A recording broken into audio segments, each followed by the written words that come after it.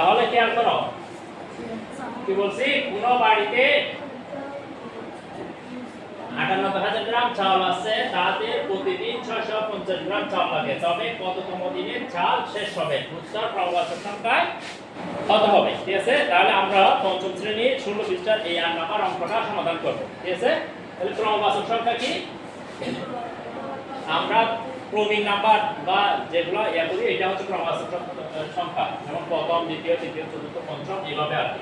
তাহলে এখন দেখো কত গ্রাম চাল আছে, তাহলে তাদের প্রতিদিন কয় গ্রাম চাল লাগে? 650 গ্রাম চাল লাগে। তাহলে কয় দিনে শেষ হবে? এটা বাহির করতে গেলে আমাদের কি করতে হবে? ভাগ করতে হবে। কি করতে হবে? তাহলে আমাদের এই 650 গ্রাম কয় গ্রাম?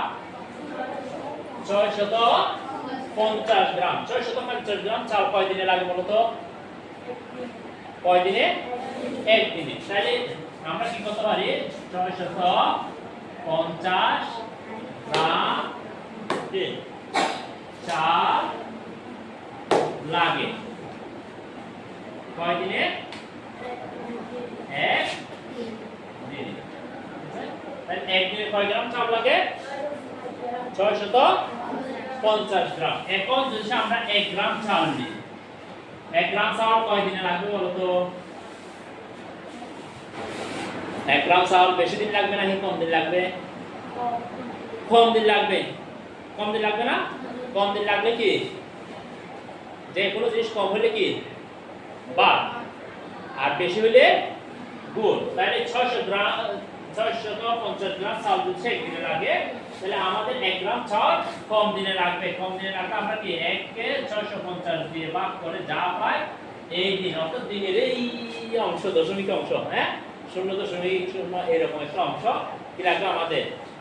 একদিনে লাগবে 1 গ্রাম চাল। ঠিক আছে, এখন টোটাল কয় গ্রাম চাল আছে বলো তো? 98,000 গ্রাম।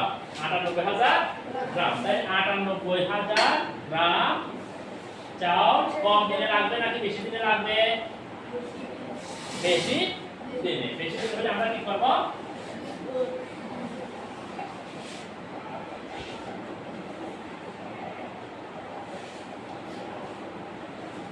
তাহলে আমরা এটা কি করব? এবার বাদ করব। কি করব? বাদ। তাহলে আমরা প্রথমে একটা কাজ করতে পারি, এই শূন্য কাটা, ঠিক না? তাহলে এখন দেখো 9,865 কয়বার যায়?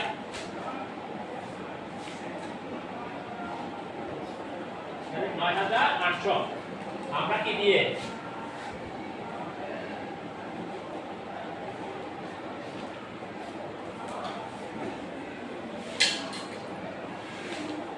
ভাগ করলাম।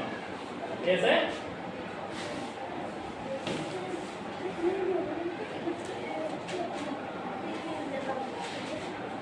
65 98 কয়বার যায়? একবার।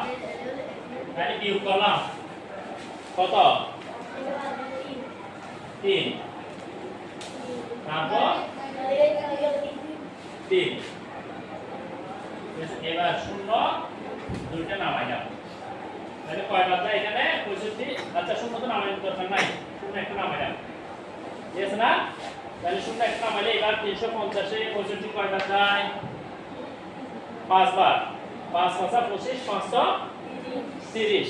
ঠিক আছে, 30 আর 2 কত? 32। তাহলে কত? 320। হ্যাঁ, কয়বার গেছে? 5 বার। তাহলে আবার বিয়োগ করলাম আমরা 0 1। তাহলে কয়বার? 10 হয়েছে না? ঠিক আছে,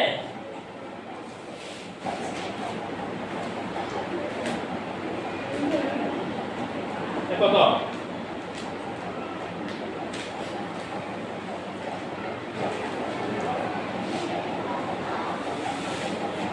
এটা 3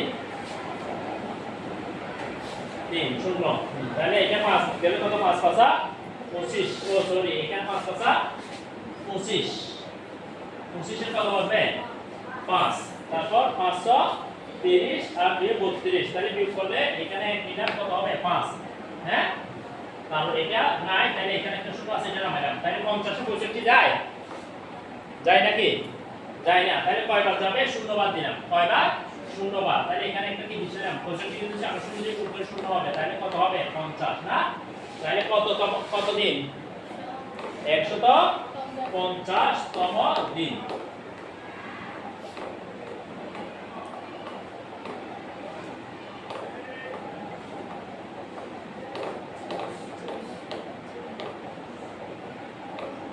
তাহলে 150তম দিনে কি হবে?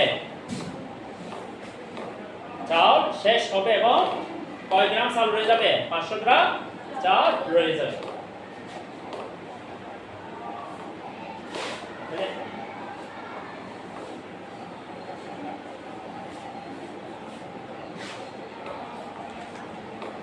তো 150 লিখবা না, কি লিখবা? 150তম দিনে, ঠিক আছে?